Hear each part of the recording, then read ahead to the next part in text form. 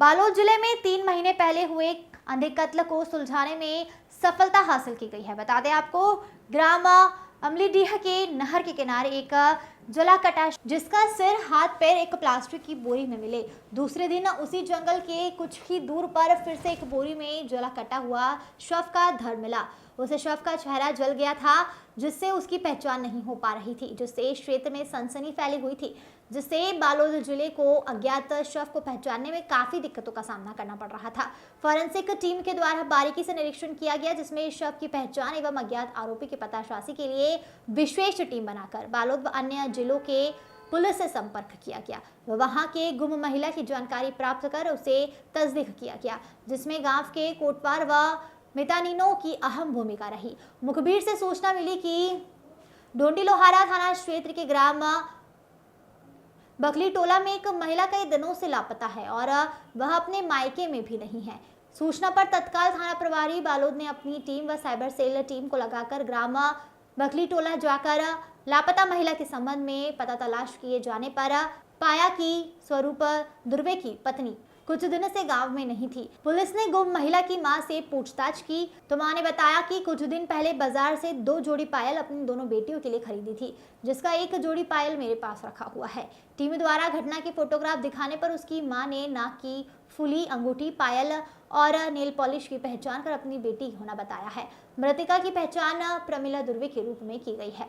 पहचान होने पर पुलिस अपने एक्शन मोड पर आ गई और मृतका के कॉल डिटेल के आधार पर लगभग 15 से 20 लोगों से पूछताछ करने पर जानकारी मिली कि गांव डारागांव निवासी दीपक साहू का तकनीकी डाटा व मृतका का तकनीकी डाटा एक घटना स्थल से प्राप्त तकनीकी साक्ष्य के आधार पर दीपक साहू से घटना एवं गुम महिला के संबंध में बारीकी से पूछताछ करने पर पहले तो उसने पुलिस को गुमराह किया, लेकिन टीम द्वारा साक्ष्यों के आधार पर कड़ाई से पूछताछ करने पर उसने अपना अपराध स्वीकार किया और बताया कि रात को किसी बात पर दोनों के बीच विवाद हुआ।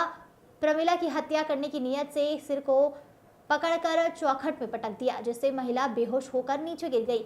घर के पीछे की बाड़ी में ले जाकर पहचान छुपाने की नीयत से घर में रखे पेट्रोल से उसके चेहरे एवं शरीर में डालकर उसे जला दिया और सब्जी काटने वाले औजार से उसका सिर, पैर, हाथ काटकर 2 अलग अलग बोरियों में भरकर मोटरसाइकिल से अमलीडीह तरफ गोंदली नहर के पास अलग अलग जगह पर दोनों बोरियों को फेंक कर अपने घर आ गया। बालोद पुलिस ने आरोपी को विधिवत गिरफ्तार कर न्यायिक रिमांड पर जेल भेज दिया है।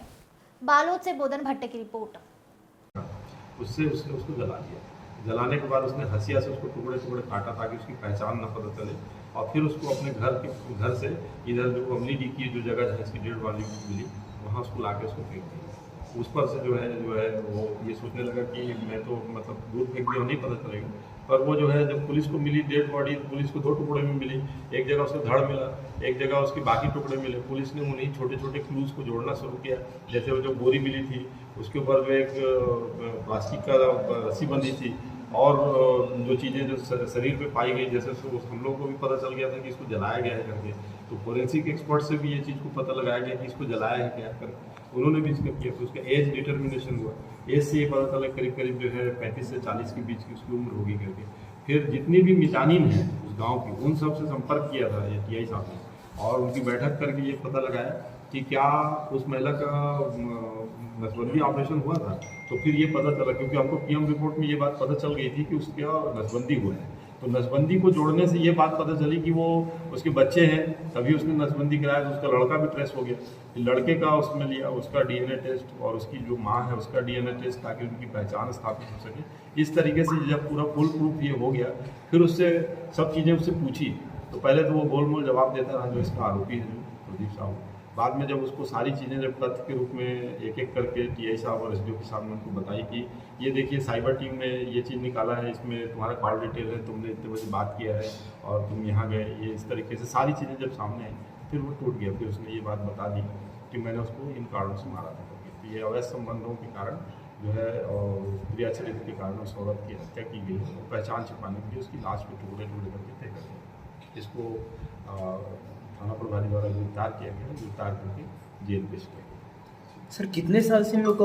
अप्रैल 2024 को एक सूचना मिली थी कि अमलीडीह गांव के पास एक नहर के किनारे एक बोरी में कटी फटी लाश पड़ी हुई है, जिसको कुत्ते खींच रहे हैं। इस सूचना पर हमारे थाने में मर्ग कायम किया गया था और मर्ग कायम करने के बाद से जब उसकी पंचनामा की गई तो दौरान पता चला कि वो निश्चित रूप से हत्या है और हत्या का प्रकरण दर्ज करने के पश्चात इसमें लगातार हमारे पुलिस के द्वारा विवेचना की गई और इसमें हमारे एडिशनल एसपी साहब और हमारे DOP देवान सिंह राठौर जी ने लगातार मॉनिटरिंग किया और हमारे कोतवाली TI अपने टीम के साथ लगातार लगे रहे। साथ ही साथ हमारे साइबर टीम जो पूरी तरह से एक्टिव रह करके हर गतिविधियों को नज़र रखाए रहे थे।